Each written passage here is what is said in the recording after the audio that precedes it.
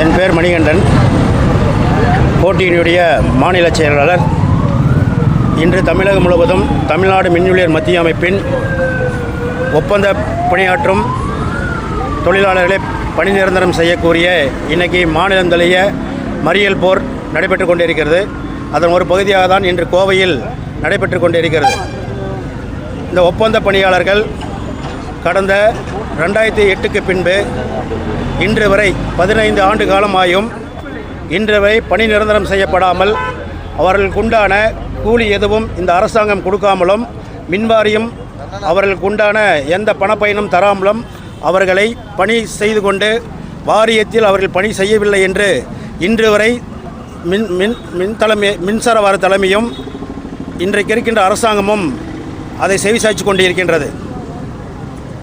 இந்த இப்போ இருக்கும் ஆளும் கட்சி எதிர்கட்சியாக இருக்கும் பொழுது ஒப்பந்த ஊழியரை குறைந்தது 350 ரூபா தினக்கூலிக்கு எடுப்போம் என்று சொல்லிதான் வாக்குறுதி கொடுத்து வாக்குறுதி 153 அடிப்படையின் கீழ் எடுப்போம் என்று சொல்லிதான் இன்று ஆளுங்கட்சியாக உட்காண்டிருக்கும் நம்மளுடைய விடியல் அரசு இன்று வரை ஒப்பந்த தொழிலாளர் இல்லை என்று கூறிக்கொண்டு எல்லாம் அவுட் சோர்சிங் முறையில் இன்றைக்கு பூத்தி கொண்டிருக்கின்ற நிலைமையில் தமிழ்நாடு மின் ஊழியர் மத்திய அமைப்பின் சார்பில் இன்றைக்கு தமிழகம் முழுவதும் இந்த மறியல் போர் வெற்றிகரமாக நடைபெற வேண்டும் என்று தமிழக அரசாங்கத்துக்கு எடுத்துக்கொண்ட வகையில் ஒப்பந்த ஊழியரை பணி நிரந்தரம் செய்ய வேண்டும் என்று கேட்டுக்கொண்டு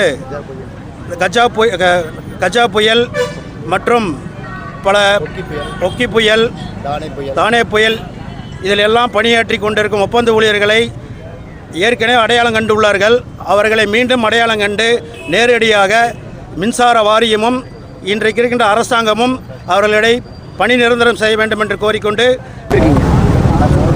நாங்கள் பலகட்ட போராட்டங்கள் நடத்தியிருக்கோம்.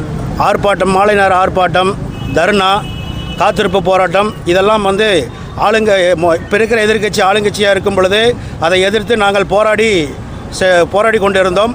இப்போ இருக்கிற ஆளுங்கட்சி ஒப்பந்த ஊழியரை எடுப்போம் என்று சொல்லிதான் இந்த 4.5 ஆண்டு காலமாக எங்களுடைய பணியாளர்களை ஏமாற்றி கொண்டு இருக்கிறது.